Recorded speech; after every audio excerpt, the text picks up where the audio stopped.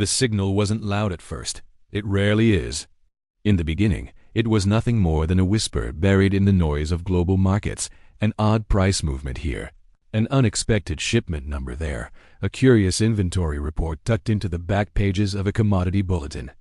None of it was enough to spark panic or even real attention. Markets see anomalies every day. They shrug them off, chalk them up to randomness, and move on. But the whisper didn't stay quiet. It sharpened, strengthened, and began to echo through every corner of the financial world.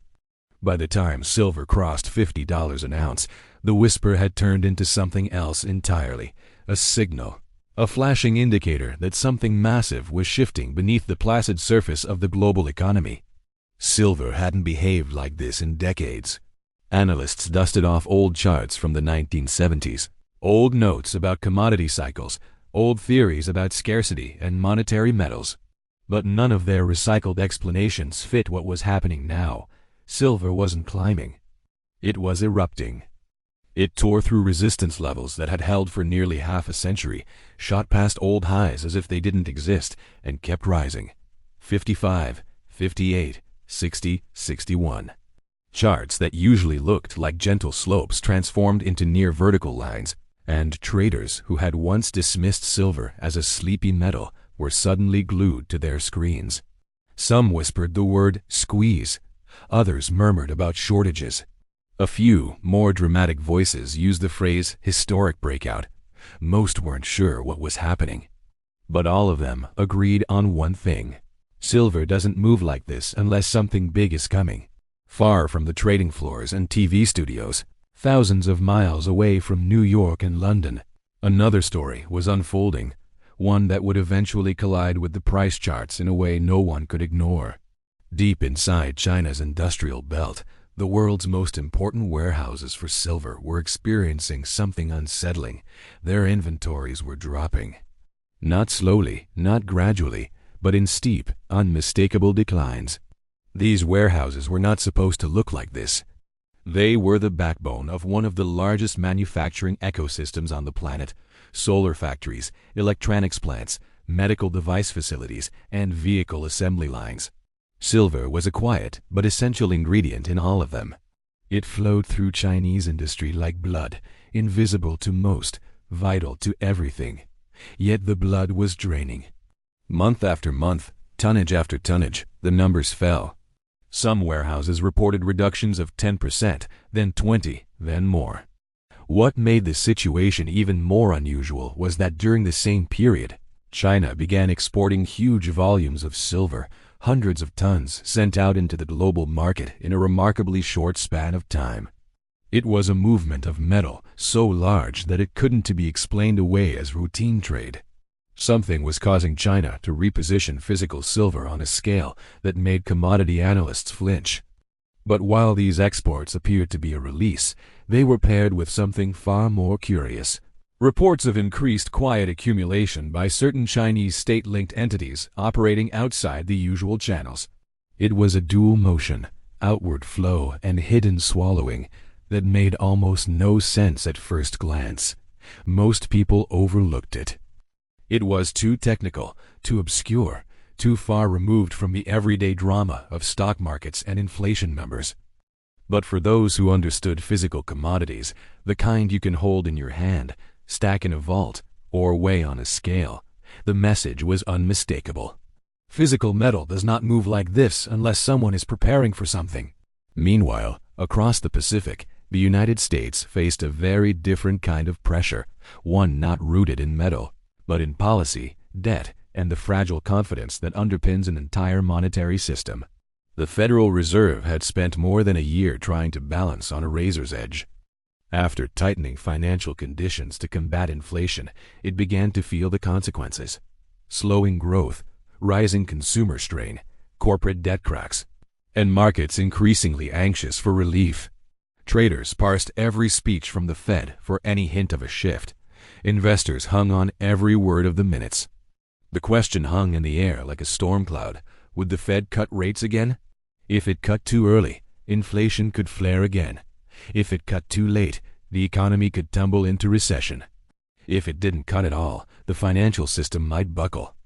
The central bank was cornered, squeezed between the present and the past, between inflation and instability, between political pressure and economic reality. Around the world, investors watched this delicate dance with a kind of uneasy fascination. Because what the Fed did, or didn't do, would shape the fate of currencies everywhere.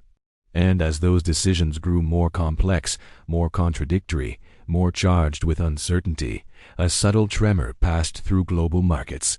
Faith wavered. Confidence dimmed. People began to look for safety. Not the safety of promises, but the safety of things that cannot be printed. Land, minerals, energy, metals. And in that list, silver, often overlooked, underestimated, and misunderstood, suddenly gleamed with unexpected power. The timing could not have been more striking. On one side of the world, the most influential central bank was signaling hesitation, weakness, and the possibility of easing. On the other side, the world's largest industrial nation was moving physical silver in quantities that hinted at strategic preparation. These two forces, one monetary, one physical, were not separate events. They were threads of the same story, tightening, knotting, converging. Silver had always been a monetary metal. Not as glamorous as gold, perhaps, but historically every bit as significant when currency systems enter periods of transition. For thousands of years, silver coins circulated across continents, backed economies, funded empires, and stabilized societies. It was not merely a commodity, it was money. But unlike gold, silver carried another identity, an industrial one. It was the lifeblood of solar panels, electric vehicles, advanced electronics, medical equipment, satellites, and defense systems. Every year, those industries demanded more.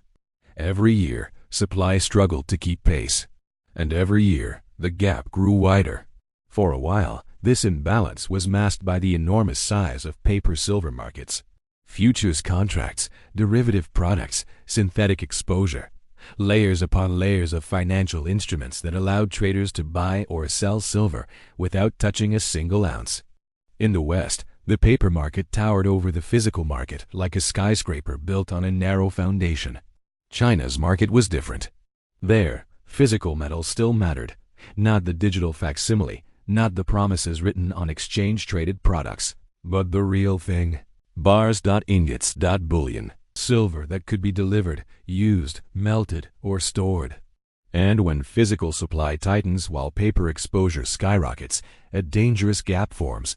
It doesn't matter until someone asks for delivery. Then the entire structure feels the strain. This was the world in which silver surged past $60 an ounce. And as the price kept rising, the media began to catch up, publishing headlines with words like record-breaking, unprecedented, and supply crunch. But the analysts writing those headlines were still thinking in terms of cycles, patterns, and historical models. They hadn't fully understood the pattern forming beneath the surface, a pattern that had far more to do with global power shifts than with commodity charts. If silver was the signal, China's movements were the message. China did not export hundreds of tons of silver by accident. It did not let inventories drain to multi-year lows by coincidence. And it did not shift strategic reserves quietly and aggressively because of mere market speculation. These were deliberate actions, the kinds of maneuvers nations make when they foresee stress in the global monetary order. When rising powers detect shakiness in the currency structure of a dominant power, they don't wait for a crisis to unfold. They move early. They accumulate assets that hold value when paper promises lose theirs. They secure resources that will fuel the next phase of their growth, strengthen their industries, and bolster their geopolitical position. It is not done with speeches or declarations. It is done quietly, through movements of metal, land, infrastructure, and energy. The shift rarely announces itself. It emerges slowly, like the first tremors before a quake. That was how it happened now, quietly, seamlessly. In the background of other global stories, elections, conflicts, market volatility, tech booms and busts, China was positioning itself while the world looked elsewhere. And while China moved in the physical world, the United States navigated increasing uncertainty in the financial one. Debt hit new highs. Political gridlock worsened. Inflation metrics flickered unpredictably, and the Fed found itself walking a tightrope while global markets leaned forward, waiting to see whether it would stumble. This convergence, tightening supply of a vital industrial metal, intensifying demand from green energy industries, and mounting stress on the monetary system, formed the backdrop of silver's explosive rise. And yet, even at $60, some believed the move had barely begun. The idea sounded reckless to the uninitiated. How could silver go higher? How could a metal that spent years languishing in obscurity suddenly rewrite its historical boundaries? But those who understood the long-term forces at play spoke cautiously, almost reluctantly, as if aware that they were glimpsing the early stages of something much larger.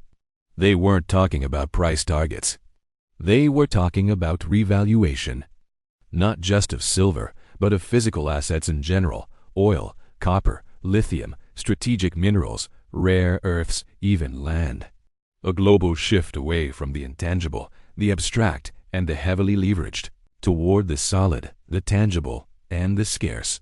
Because monetary systems do not collapse in a day. They erode slowly, then suddenly. And when they do, capital flows toward the timeless, the irreplaceable, the elemental. Silver was becoming one of those safe havens again, and the world was only beginning to notice.